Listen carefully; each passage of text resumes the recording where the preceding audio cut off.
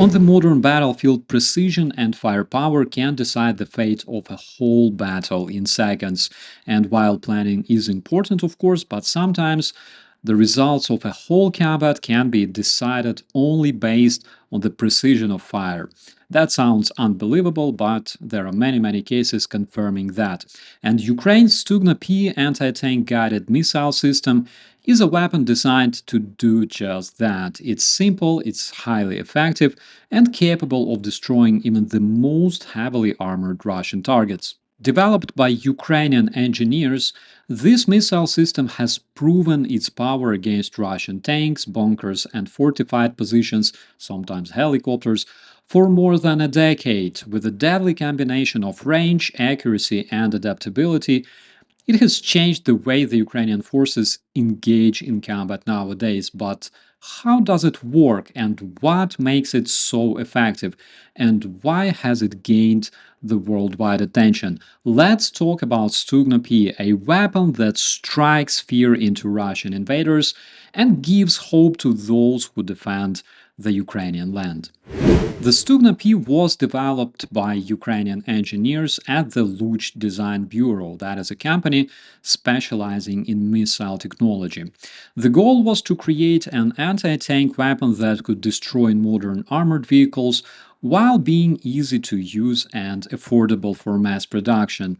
Work on the system began in the early 2000s, and by 2011 it was officially adopted in the Ukrainian military. Unlike many Western anti-tank missiles, the Stugna-P doesn't rely on automatic guidance. Instead, it uses a laser-guided system, allowing the operator to manually steer the missile towards the target. This makes it highly resistant to electronic jamming and gives the user more control in battle. The disadvantage is that some of the Russian tanks are equipped with laser detection systems like Shtora, for example. However, designers at Stugna found a way to treat this one. We'll talk about it just a bit later. The system fires 130mm or 152mm missiles, depending on the model, with a maximum range of more than 5 kilometers. It can penetrate up to 800mm of armor, even behind the dynamic protection. What does it mean? This means that it can destroy even the most advanced enemy tanks. There's absolutely nothing able to stop the Russian invaders from being toasted inside their armor like pork schnitzel, and oh my god, it makes me feel starving. Anyways, in my brigade, for example, we've had Stugna systems installed on buggies.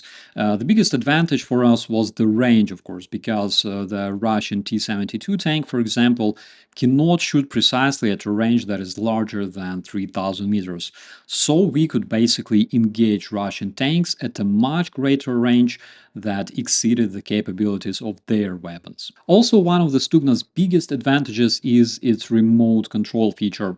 The operators can fire the missile from a safe distance, that is up to 50 meters away from the launch unit. But another cool feature that I personally really like is that in many cases you can use Stugna literally for observation. It's like when you're safely sitting below the ground in your bunker without the need of staying outside, and Stugna's infrared and night vision sensors provide you with a great capability of identifying the targets kilometers away from you. You may ask, what is the difference between Stugna-P and the legendary Javelin? Because Ukrainian Stugna-P is often compared to the American FGM-148 Javelin, which is another highly effective anti-tank guided missile.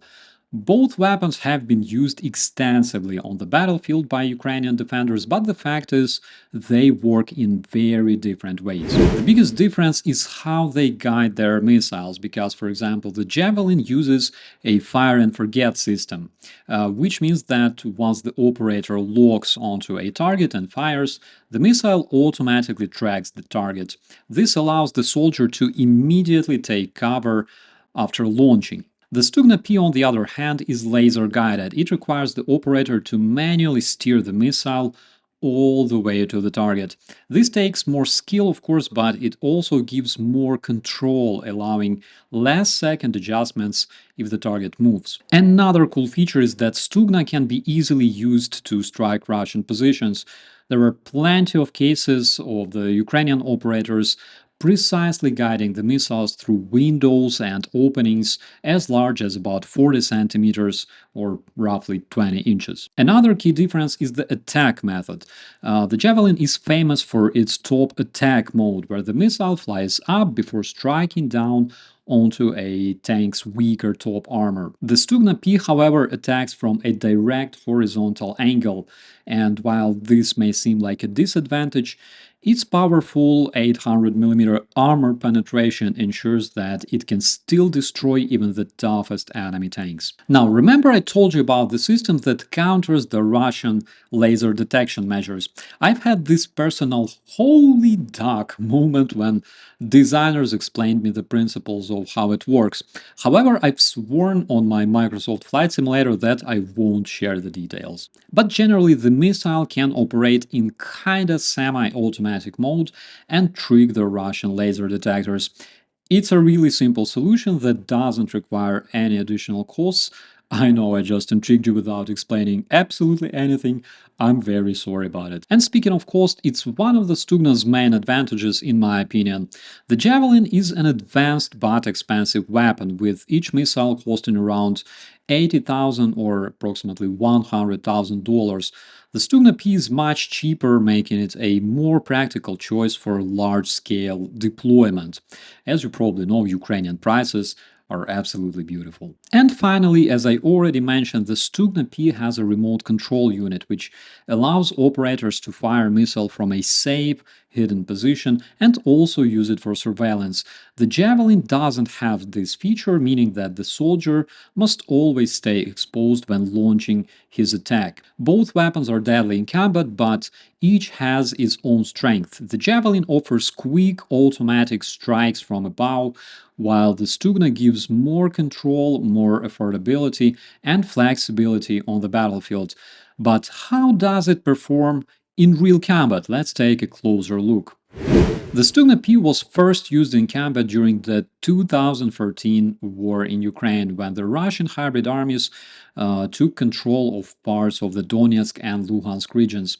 At that time, Ukrainian military had limited anti-tank capabilities, and Stugna quickly proved its worth because Russia was massively bringing its tanks to Donbass to gain advantage over the Ukrainian army. So Ukrainian defenders used Stugna to destroy Russian armored vehicles, Russian bunkers, and fortified positions. Even in its early combat use, the Stugna-P showed that it could effectively counter Russian armor. But the real test came in 2022, when Russia launched its full-scale invasion of Ukraine.